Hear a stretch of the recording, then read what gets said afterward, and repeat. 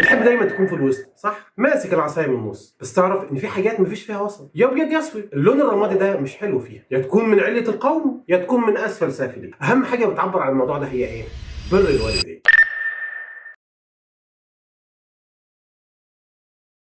سؤال في البدايه، هو فعلا ابويا وامي دول مفروضين عليا؟ اصل كل ما شيخ يتكلم يقول لك بر الوالدين. طب ليه يعني هم على راسهم ريشه؟ مفيش غيرهم اللي بيصلي ويصوم؟ سكه الجنه دي ما بتعديش غير من عليهم؟ لو ما دفعتش الكارت مش هعدي؟ السؤال ده لسان حال شباب كتير، بس تعرف ايه هو السؤال الاصح؟ ليه السؤال ده مش شاغل بال كل الشباب؟ والله ليه طريق الجنه لازم يعدي على الاب والام؟ الشباب دلوقتي يا اما بار بابوه وامه والدنيا بالنسبه له سهله خالص، يا اما عاق والدنيا بالنسبه له صعبه جدا، علشان الاولاني بيحبوه وعلشان التاني بيكرهه. عاوز اقول لك ان ربنا سبحانه وتعالى حل لنا الموضوع ده من البدايه، لما ربنا سبحانه وتعالى قال: وان جاهداك على ان تشرك بي ما ليس لك به علم فلا تطعهما وصاحبهما في الدنيا معروف. قبل ما نتكلم عن تفسير الايه، تعال نشوف قصتها الاول. سيدنا سعد بن ابي وقاص كان في الجاهليه وكان بر جدا بامه، كان بيعشقها، كان بيضرب به المثل: ابر من سعد. يعني لو عايز تقول ان فلان ده بر بامه بتقارنه بسيدنا سعد بن ابي وقاص. كان ما بيزعلهاش ابدا، فاسلم سيدنا سعد وكانت امه على الكفر، فكانت بتقول له ايه؟ مش انت دينك بيأمرك ان انت تطيعني؟ فانا بأمرك ان تترك دينك وترجع لديني، ومش هحط لقمه ببقي لحد ما اموت فتعير بي فيقال لك يا قاتل امك. سيدنا سعد بقى اللي كان بيموت في امه قال لها ايه بقى؟ قال لها: والله يا ام لو كانت لك 100 نفس خرجت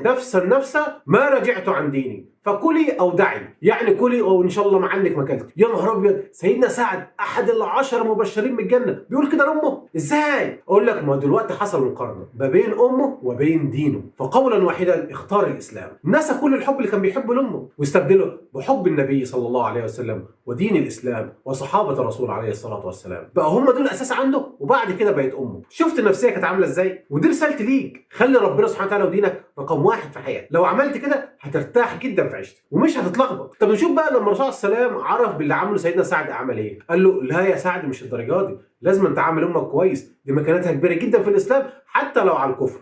ونزلت ايات ربنا سبحانه وتعالى بيقول: وقضى ربك الا تعبدوا الا اياه وبالوالدين احسانا اما يبلغن عندك الكبر احدهما او كلاهما فلا تقل لهما اف ولا تنهرهما وقل لهما قولا كريما واخفض لهما جناح الذل من الرحمه وقل رب ارحمهما كما ربياني صغيرا. شفت ربنا سبحانه وتعالى حط مكانة الاب والام بعده على طول. فاحنا كمسلمين عشان عاوزين نخش الجنه لازم نبر بابونا وامنا. طب انا بكره ابويا وامي ومش طايقهم، عادي، الاسلام ما طلبش منك انك تحبهم، بس طلب منك انك تبرهم. وفي فرق بين البر والحب. فالحب غريزي مالكش سلطان عليه، لكن البر بالعمل تقدر تعمله. البر ده بتعمله بجوارحك، سواء كان لسانك او ايدك او حتى عينك، ما تاذيهمش باي حاجه منهم، وده اللي ربنا سبحانه وتعالى عايزه منك. طب ليه ربنا ميز الاب والام كده؟ بص يا سيدي، ربنا سبحانه وتعالى ليه صفات ليست لمن سواه. ربنا خلقنا من العدم وكل حاجه بتحصل لنا هو السبب فيها، وكمان معانا باستمرار، دايما مراقبنا لحظه بلحظه. الاب والام بقى ليهم بعض من الصفات دي، وهم اللي جابونا الدنيا، وهم السبب في كل اللي عندي من صفات وشخصيه وفلوس، وكمان دماغهم مشغوله بينا ودايما مهمومين بينا مهما رحنا او جينا. فربنا سبحانه وتعالى اعلى من قيمه الاب والام لدرجه انه قارنه بالتوحيد. ما انت لو ما شكرتش ابوك وامك اللي شايفهم قدام عينك هم بيعملوا كل ده علشانك، لا يمكن تشكر ربنا اللي في الغيب اللي انت ما انتش شايفه. فشكرك لابوك وامك وبرك بيهم ده علامه على انت هتشكر ربنا سبحانه وتعالى وتذكر فضل الله عليك. فبرك لابوك وامك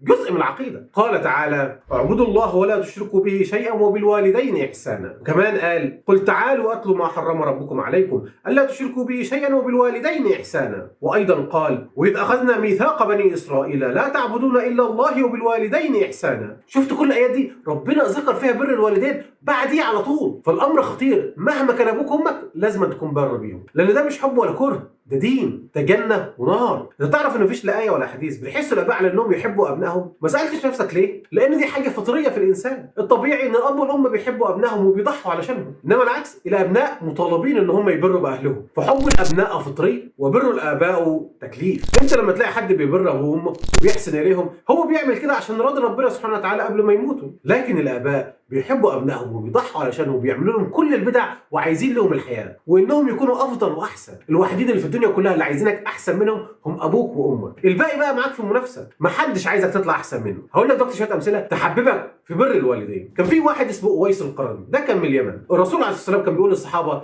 هيجي لكم واحد من اليمن اسمه اويس فخليه يدعي لكم لانه مستجاب الدعوه. فاصحابه استغربوا مين ده اللي هيجي ونخليه يدعي لنا احنا؟ فكان سيدنا عمر دايما كان بيشوف اي قافله كانت بتيجي من اليمن هل فيهم حد اسمه اويس ولا لا، لحد ما توفي الرسول عليه الصلاه والسلام وجت قافله من اليمن كان فيها اويس. فالصحابه شافوه كلهم قالوا انت اويس، انت اللي الرسول عليه الصلاه والسلام وصانا ان لما نشوفه خليه يدعي لنا، انت كنت بتعمل ايه؟ اتاري بقى ايه، اويس ده كان سمع من الرسول عليه الصلاه والسلام وكان عاوز يروح له علشان ينال الصحبه، لكن امه كانت تعبانه جدا ومريضه، فما هنش عليه انه يسيب امه ويلتحق بالرسول عليه السلام، ضحى بالصحبه. انت متخيل ثواب الصحابي ده مش زي اي صواب علشان يبر بامه. فالرسول قال لهم علشان خاطر اكرامه بامه ربنا وهبه انه يكون مستجاب الدعوه. فتخيل الخير اللي ممكن يجي له بقى، لانه فضل جنب امه لحد ما ماتت. فلما راح للمدينه لقى الرسول عليه الصلاه والسلام كان مات فلم ينال الصحبه. موقف تاني، مره سيدنا عبد الله بن عمر شاف اعرابي جاي عليه من بعيد، قام نزل من على الناقه بتاعته وركبه عليها واداه كل اللي معاه وقعد يطبطب عليه ويغدق عليه. فالناس اللي معاه قالوا يا ابن امير المؤمنين يعني ده اعرابي، ده بيرضى باي حاجه، لقمه وفطيره تكفيه. معروف ان الاعراب دولت ناس يعني على قد حالهم وبيرضوا باي حاجه. قال لهم الاعرابي ده ابوه كان صديق لعمر بن الخطاب، تخيل بيحسن لابن صاحب ابوه. شفت مقدار الوفاء ازاي، وشفت بر بابوه كان عامل ازاي. وده يبين لك ان جزء من برك لابوك وامك انك تحسن لصديقهما. فمعنى كده ان انت برك لابوك وامك ما بيخلصش بموتهم، لا، برك وابوك وامك بيخلص بموتك انت. المشكله بقى دلوقتي انت لو تخنت دماغك وعقيت ابوك وامك يا سوادك ليلتك مش معديه. مهما عملت من اعمال صالحه ربنا مش هيتقبل منك، ولو عملت ذنوب كتيره ما عدا الشرك بالله بس كنت بر بابوك وامك ان شاء الله ربنا يغفر لك. فاوعى تستهين بالموضوع ده، الامر خطير جدا. في حديث عن الرسول عليه السلام عن سيدنا عبد الله بن مسعود بيقول يا رسول الله ما احب الاعمال الى الله؟ قال الصلاه على وقتها. قال ثم اي؟ قال بر الوالدين. قال ثم اي؟ قال الجهاد في سبيل الله. شفت الرسول عليه الصلاه والسلام جاب الاحسان الى الوالدين بعد الصلاه على طول وقبل الجهاد في سبيل الله. شفت مكانه الاب والام في الاسلام عامله ازاي؟ حديث الرسول عليه الصلاه والسلام رغم انف عبد ادرك ابويه ولم يغفر له. شايف قدامك كنز كبير قد ايه وانت سايبه؟ حديث الرسول عليه الصلاه والسلام ثلاث لا يكلمهم الله ولا ينظر اليهم، العاق والديه والمراه المسترجله والديوث. شفت الرسول عليه الصلاه والسلام قدم عقوق الوالدين على كل الذنوب، وكمان ذكرها مع الذنوب المنافيه للفطره اللي هو طبيعي انك تحسن لابوك وامك. واخر حديث على الرسول عليه السلام بيقول ثلاث لا يدخلون الجنه، العاق الوالدين ومدمن الخمر والرجل الديوث الذي يرضى السوء والفاحشه في اهله. شفت انت مودي نفسك فين بعقوقك لوالديك وسايب الخير الكبير ده بعدم برك ليهم؟ بس ابويا وامي دول على ما يعلم بيهم الا ربنا، مش بيصلوا حتى. بقول لك ايه المشكله؟ مالكش دعوه بيهم، انت عندك تكليف من ربنا سبحانه وتعالى انك تبرهم مهما كان مش كفار، يعني بيجاهدوك ليل ونهار انك تكفر بالله، لان هم حتى لو كده فانت مطالب انك تصاحبهم في الدنيا معروفه. فانت لو عقل والديك مالكش حجه، مالكش مبرر، انت الغلطان ولازم تصلح غلطك. مش هتعرف قيمه ابوك وامك غير لما يموتوا وتشوف ان الخير المفتوح ليك دايما ده اتقفل مره واحده. في النهايه انا مش جاي هنا عشان احببك ابوك وامك، انا جاي هنا عشان احببك في الجنه. فلو عايز بهدوء من غير تعب ولا مشاكل فالزم اباك وامك، ولو مش عايز كفايه عليك بس انك تزعلهم. اللهم صل وسلم على سيدنا محمد. انا كده خلصت، سلام عليكم.